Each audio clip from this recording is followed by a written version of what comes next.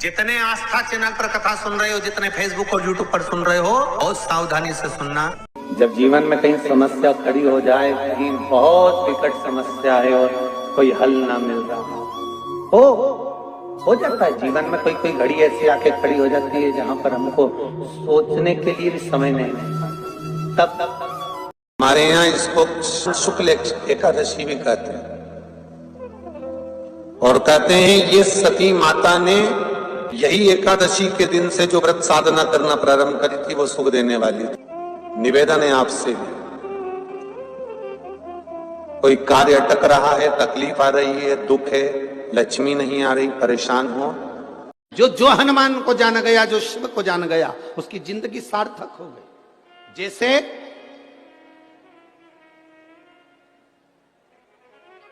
आप एक बेलपत्र, जैसे आप एक बेलपत्र कि ये दो जो पत्तियां होती हैं, जरा ध्यान देंगे, ये दो जो पत्ती नीचे की रहती है बेलपत्र, आगे का भाग एक बेलपत्र और नीचे की जो ये दो पत्तियां होती हैं, इन दो पत्तियों के ऊपर एक एक शमी पत्र, ये दो जो पत्तियां हैं इन पत्तियों के ऊपर एक एक शमी पत्र और लाल चंदन ये रखकर, कितना भी रोगीला व्यक्ति हो, रोग से ग्रसित व्यक्ति हो, जिंदगी में कितना ही दुख पड़ रहा हो, बेलपत्र की ये दोनों पत्ती जिसके ऊपर शमी पत्र रखकर, लाल चंदन रखकर, श्री हनुमान जी महाराज और हनुमान जी महाराज के तीसरे नंबर के भाई श्री गतिमान जी, हनुमान जी कितने भाई हैं? 6। उसमें हनुमान, रतिमान, व्रतिमान, मतिमान, गतिमान, तो जो नीचे के क्रम में आते हैं श्री गतिमान जी, उन गतिमान जी और हनुमान जी का नाम लेकर जो शिवलिंग के ऊपर समर्पित कर देता है, रोग का निवारण होता ही है, रोग मुक्ति होती है। 108 बेलपत्र की, जो बेलपत्र होते हैं उसकी, इसको छेद तो करते नहीं है सुई से, बेलपत्र की डंडी को बांधते जाओ 108 बेलपत्र की माला बना लो और माला बनाकर भगवान शंकर के गले में, शंकर के शिवलिंग को जो चढ़ा देता है उसकी मनोकामना भगवान शंकर पूरी कर देते हैं। अता एकादशी 108 बेलपत्र की माला बनाकर शंकर भगवान को समर्पित करी जाती है। माता लक्ष्मी ने भगवान विष्णु को पाने के लिए तुलसी की माला बनाकर समर्पित करी थी, जैसे सती ने शिव को पाने के लिए, कामना को पूर्ण करने के लिए। शास्त्र कहता है घर के बुजुर्गों को, घर के बड़ों को, जेठ जेठानी हो, सास ससुर हो, घर में जो तुम्हारी उम्र से बड़ा हो, उसको आज पीला फूल या पीली चने की दाल या पीला वस्त्र, कुछ भी पीली सामग्री आज घर के बड़ों को देना चाहिए। क्यों देना चाहिए?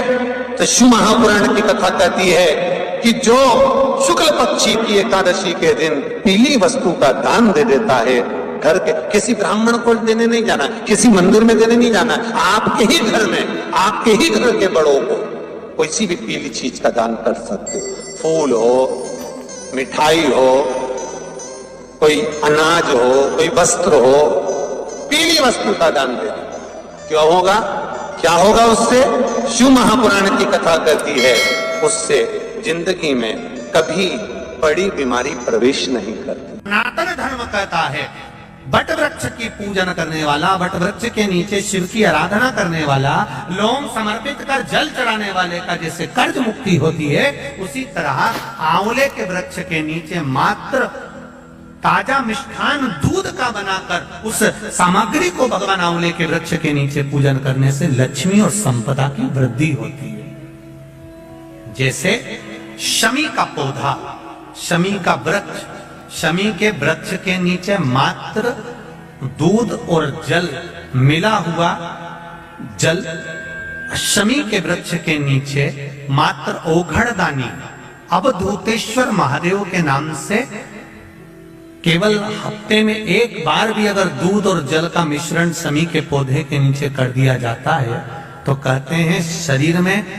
बड़ी से बड़ी अगर बीमारी है, कहीं कैंसर जैसा रोग है या किडनी लीवर जैसा रोग है, कोई भी तकलीफ, कोई गांठ अगर शरीर में हो गई है, तो शमी के वृक्ष के नीचे दूध का जल थोड़ा सा हफ्ते में एक बार अवधूतेश्वर महादेव के नाम से समर्पित कर देने से रोग का निवारण होने लगता है, रोग थम जाता है और उस आगे नहीं बढ़ पाता और उसका इलाज चालू हो जाता है, सुख का अनुभव।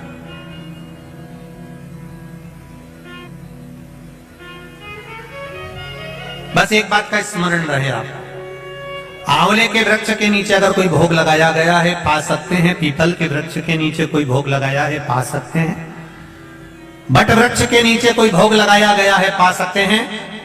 जिस वृक्ष के नीचे भोग लगाओगे पालोगे, पर शमी वृक्ष के नीचे का जो भोग लगाया गया है वो नहीं पाया जाता। शमी वृक्ष का जो प्रसाद है वो आपको वहीं छोड़ना पड़ता है। शमी वृक्ष का प्रसाद वहीं छोड़।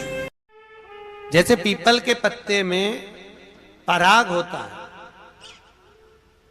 हमारा हिंदू धर्म, हमारा शास्त्र कहता है, हमारे शास्त्र, हमारे वेद डॉक्टर वर्णन करते हैं कि पीपल के पत्ते को अगर एकादशी और द्वादशी के दिन एक तांबे के पात्र में गला कर रख दिया जाए और उस पानी का आचमन 3 बार करा जाए तो जिसकी नाड़ियां चोक भी हो जाती है, डॉक्टर बोले इसका बाईपास करना पड़ेगा, उसको केवल 3 आचमन पानी एकादशी और द्वादशी को पीपल के पत्ते का कराया जाए तो अंदर की नाड़ियां भी खुल जाती हैं। पीपल के पत्ते का इतना प्रमाण हमारे विष्णु पुराण में वर्णन है।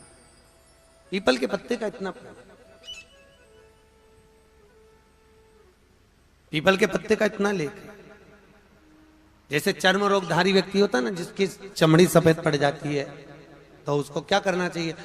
केवल हिंदू धर्म में केवल एक पीपल का वृक्ष है जिसका पराग झड़ता है, और वो रात्रि को लगभग 10 बजे से 12 बजे के भीतर, 9 बजे से 12 बजे के भीतर पीपल के पेड़ के पत्ते का पानी झड़ता है, उसके नीचे एक थाली रख देना चाहिए और उस थाली में पीपल के पेड़ के नीचे रख दो और उसका पराग जब झड़ जाए वो पानी को बाल्टी में धो लो और धोने के बाद थाली को उस पानी से 15 दिन, 8 दिन, 20 दिन स्नान करिए, धीरे धीरे चर्म रोग समाप्त हो जाता है। सफेद जो चमड़ी पड़ी वो वापस अपने रंग में आना चालू हो जाती है। कोई डॉक्टर को ही नहीं दिखाना।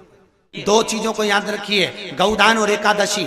श्रीमद वल्लभाचार्य जी ने मायावत का खंडन करा था जगन्नाथपुरी में, और श्रीमद वल्लभाचार्य जी ने कहा था एकादशी मरने के बाद मत दो, एकादशी जीते जी दो। कहा था कि नहीं कहा था? जीते जी दान करिए। इसलिए जगदीश में, जगन्नाथपुरी में एकादशी उल्टी लटकी हुई है। करें आपने दर्शन? जगदीश में एकादशी को उल्टा लटकाया, क्यों? क्योंकि वल्लभ ने कहा कि एकादशी जीते जी दो। कई पंडितों कहते हैं तुम्हारे दादाजी मर गए, जब 12वें का दिन होता है ना तो पंडित जी संकल्प छुड़ाते हैं, देव एकादशी। बड़े बेटे ने 5 दे दी, छोटी बहू ने 3 दे दी, उसने 2 दे दी, उसने 2 दे दी, तो क्या तुम्हारे दादाजी भिखारी थे जो तुम्हारी एकादशियां लेकर जाएंगे? और तुम कौन होते हो दादाजी को एकादशी देने वाले? तुमने कौन सा इतने पुण्य कर लिए जो तुमने एकादशी दे दी?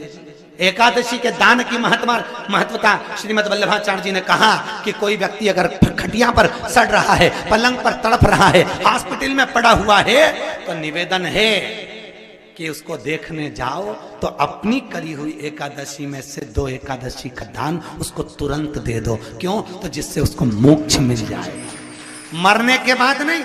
क्योंकि मरने के बाद तो वो 10वें के दिन, गरुड़ पुराण में लिखा है 10 दिन तक जीवात्मा घर की अटारी पे रहती है। कितने दिन? 10 दिन। 10 दिन के बाद जीवात्मा चली जाती है। कहां जाती है? उसको जहां जाना है। 3 दिन में उसको भोग भोगना पड़ता है जीवात्मा को। 3 दिन नरक का भोग भोगती है, उसके बाद स्वर्ग का भोग भोगती है। 18 दिन में ये प्रोसेस पूरी हो जाती है। कितने दिन? 18 दिन। 18 दिन के बाद में उस जीवात्मा को धान के खेत में पटका जाता है। किसके खेत में? धान के, चावल के खेत में। इसलिए कहते हैं एकादशी के दिन चावल मत खाओ। कहते कि नहीं कहते? और क्या कहते हैं? द्वादशी के दिन चावल खाना जरूरी है। एकादशी का पालना करना है तो द्वादशी को चावल का 1 ग्रास खाओ, तब द्वादशी को चावल खाओगे तो एकादशी लगेगी। चावल नहीं खाओगे तो एकादशी नहीं लगेगी। द्वादशी को चावल खाना जरूरी है। क्यों कहते हैं? क्योंकि धान के खेत में जीव को छोड़ा जाता है, उस धान के खेत में, चावल के खेत में जीवात्मा रहती है। उसको चिड़िया खाती है तो चिड़िया के रूप में जन्म लेता है, मनुष्य खाता है तो मनुष्य के रूप में जन्म लेता है। इसलिए एकादशी के दिन चावल नहीं खाया जाता, क्योंकि एकादशी के दिन हम चावल खाएंगे तो जीव हत्या का दोष लग जाएगा। फिर कब खाना है? द्वादशी के दिन। द्वादशी के दिन क्यों खाया जाता है?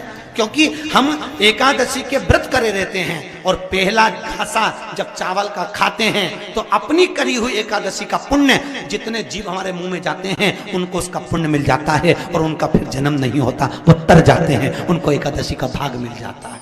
इसलिए कहते हैं एकादशी को चावल मत खाओ पर द्वादशी को। और यदि हम मंत्र जप नहीं पाए तो 3 का स्मरण कर लिया करो। एक गंगा, पहले नंबर पर कौन है? जम के बोलो जरा, गंगा। दूसरे नंबर पर है काशी, दूसरे नंबर पर क्या है? काशी। और तीसरे नंबर पर है विश्वनाथ, काशी के विश्वनाथ। ये 3 का जिह्वा पर अगर नाम आ जाता है, ये 3 का स्मरण हमारे जीवन में हो जाता है तो हमको इस मृत्यु लोक में कष्ट नहीं भोगना पड़ता और बार बार जन्म नहीं लेना पड़ता। श्री शिवाय नमस्तुभ्यम, सब बोलिए एक बार जमकर, श्री शिवाय नमस्तुभ्यम। प्रैक्टिकल जरूर करना, कहीं सियोर वाला महाराज झूठ तो नहीं बोल रहा। शास्त्रों की बातें हमारे जीवन में हमें सुख प्रदान करे, इसलिए इस भाव का आनंद करते हुए आज की कथा को विराम देते हैं। श्री शिवाय नमस्तुभ्यम। मेरे चैनल को सब्सक्राइब करें, बेल आइकन प्रेस करें, जिससे कि आपको लेटेस्ट वीडियो की नोटिफिकेशन मिल जाएगी।